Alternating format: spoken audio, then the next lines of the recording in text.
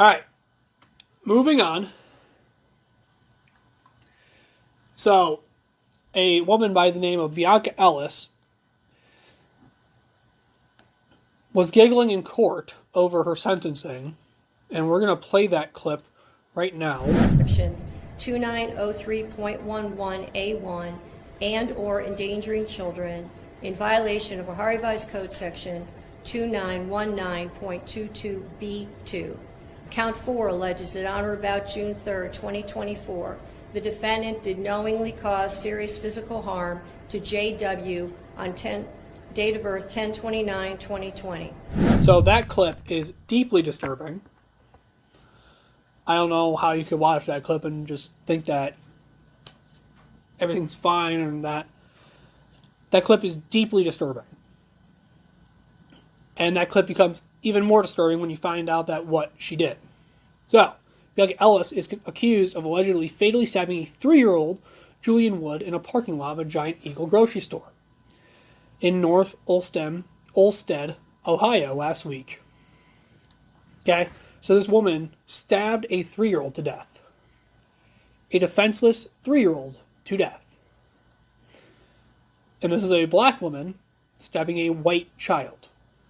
Now, if these roles were reversed, this would be national headlines. But they're not. The roles were not reversed. These are not national headlines. Nobody cares.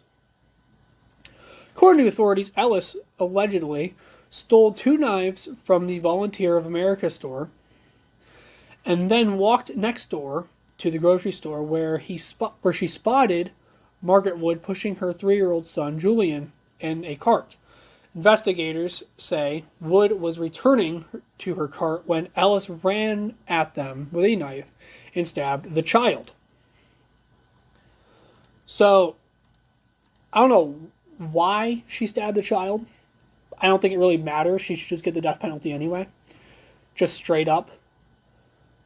I think any murder, attempted murder, anything like that should just be automatic death. I don't know how this is the case. And she's proud of this. So this psychopath, this absolute psychopath, is proud of what she did. So much so that she smiled about it in the courtroom. When Margaret tried to pull the child to safety, Ellis allegedly stabbed her as well. Margaret was injured but survived the attack. Authorities have said they believe the victims were randomly targeted. Not a big surprise there, seeing as the context here.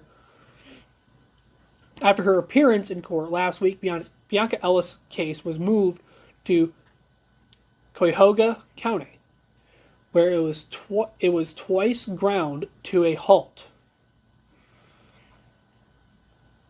during her arraignment on Monday. So I'm not sure what that means. I'm not familiar with that terminology. I'm guessing that means that it was stopped. I'm going to take a wild guess. First-time judge Nancy Russo spoke to Ellis. She refused to acknowledge the judge and answer questions. In the second video appearance before the judge, she said she did not know. You didn't know what? Like, come on now. Stop being so immature. I think that we should be a lot harsher on criminals. Oh, you don't want to answer the judge's questions? Okay, we're going to add 10 years on your prison sentence.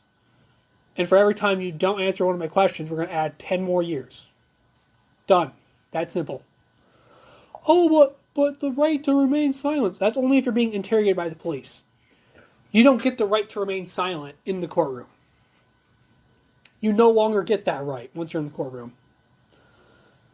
If her indictment had been read to her, Russo said, based on the indictment, this case could have become a death penalty case, which it already should be. Okay? There's really not a trial here. There's no argument here. Okay? This woman went out of her way, attacked these 2 people who were at a grocery store with a knife. After stealing those knives, quite honestly, she shouldn't have even been arrested. She should have just been shot on sight. by the cops. But if she was, there have been BLM riots and protests, as always, and the mother of Bianca Ellis would have been like, "Oh, she was such a nice person, and she always volunteered at the soup kitchen and stuff." That's how that would have went, and we all know it. An attorney attempted to waive the rights to arrangement, but the judge responded and said, "This could be a capital murder case. I don't think that's appropriate." For Ellis's third attempt at arrangement, the court brought her downstairs to face the judge in person. First of all, I don't know why it's inappropriate, or that's not appropriate for it to be a capital murder case or a death penalty. It should just be all of it. She attacked and stabbed a defenseless 3-year-old, who was the opposite race as her, by the way, so you could argue that it's a hate crime, but it's not, because black people have an abundance of privilege in this country. Let's be real. They do. Ellis refused to acknowledge her indictment and stated that she did not want to read it or have her attorney read it to her.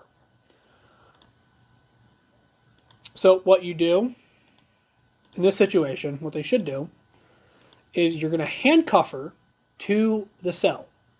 You're going to handcuff her arms through the cell, and then you're going to force her to listen to you read it. And she stays there until she fully understands the indictment. I didn't think it was that difficult, really. That's what they should do.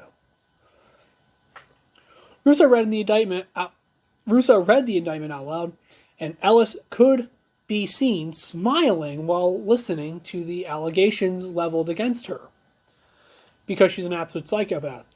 When Russo asked if Ellis was going to plead not guilty at first, she giggled and said, "See." So she laughably said that she was going to plead not guilty after stabbing a 3-year-old to death. That is absolutely disgusting. Instead of responding with yes or no, she eventually... So instead of saying yes or no, she said sí, like the Spanish word for yes. She eventually said yes. Before Russo set bail, Julian Woods, the father of Jared Woods, spoke on the behalf of his family.